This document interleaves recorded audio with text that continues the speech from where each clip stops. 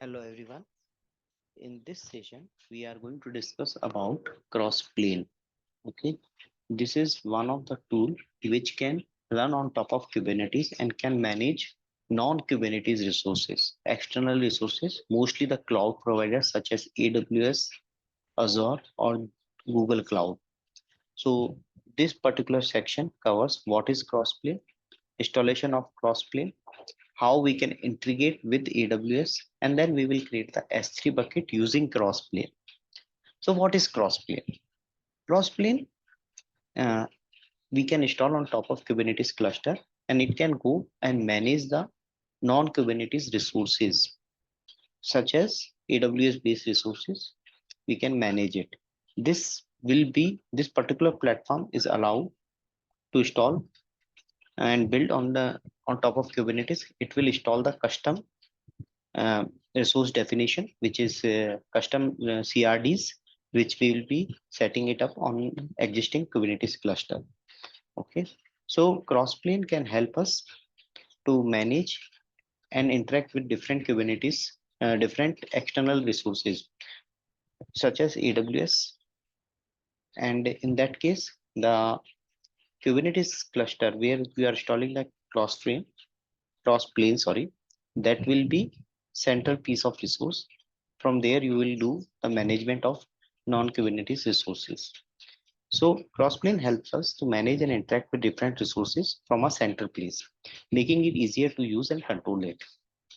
In this lab, we are going to set up our Crossplane on our local development VM, which is Ubuntu based, Ubuntu 22.04 server edition. I am using it.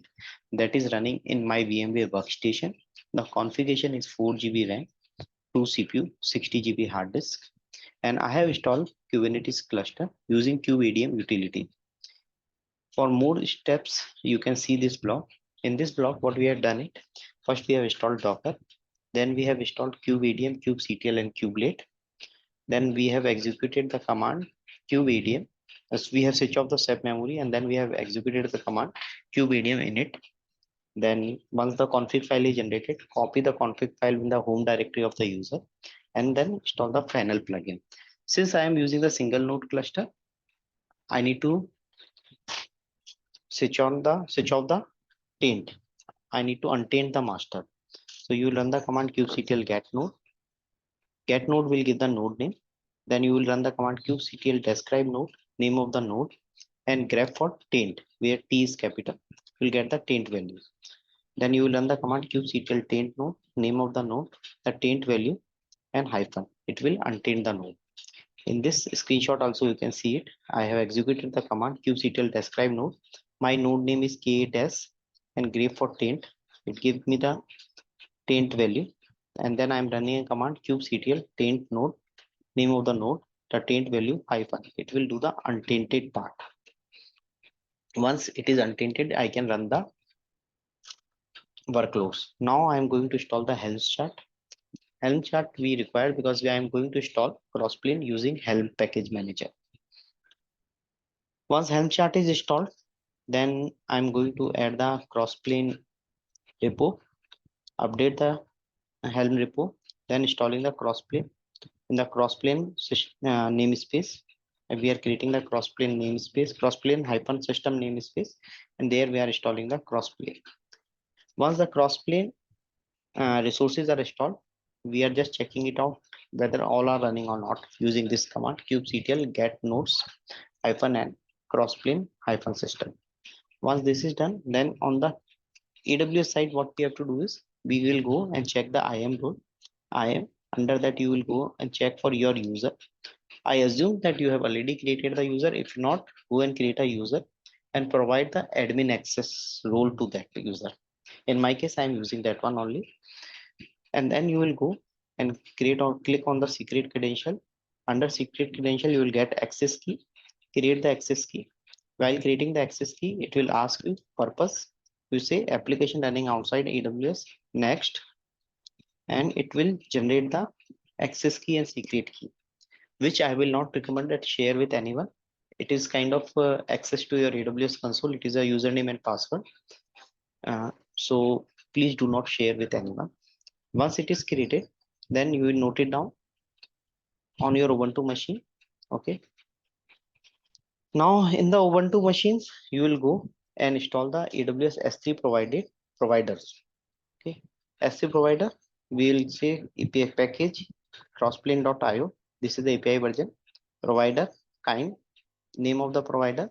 Now I'm installing the S3 provider package for crossplane. Once the provider package is installed, if you run this command kubectl get provider, you will see provider -AWS -S3 provider is installed. Once this is done, we have already noted down the AWS access key and secret key. I'll create the credential AWS credential.txt.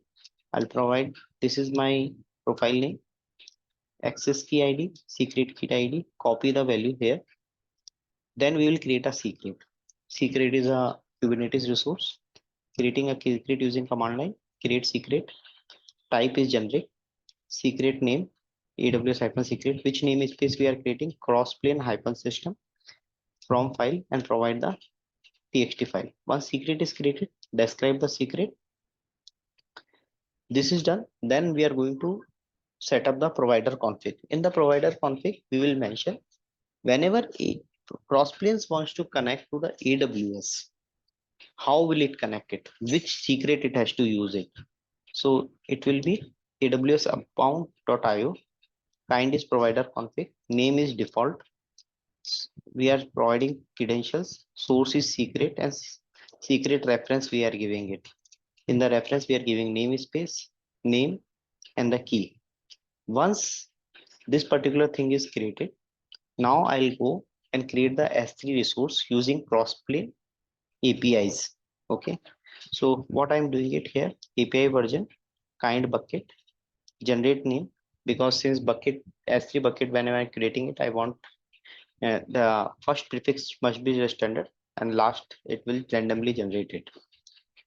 For provider, region is we need to give the which region you are creating it. Provider config reference when I have created the reference, I have mentioned that its name is default. You can see it here. Same name I am using it. And now I am creating the S3 bucket. Once the bucket is created, I say get buckets. If I want to delete, I can go and delete the bucket. The kubectl same command, which we are used to use it for create pod, delete pod, same thing I am doing it, but this time I am doing it for the non Kubernetes resources. In our case, it is the AWS. In the AWS, we are creating the S3 bucket and using the same YAML file where you can see the AKMS section is there, API version kind, metadata spec section is there. So mostly things are same. Now we are using and we are managing the non-Kubernetes resources using Crossplane. Thank you guys. That's it from my end.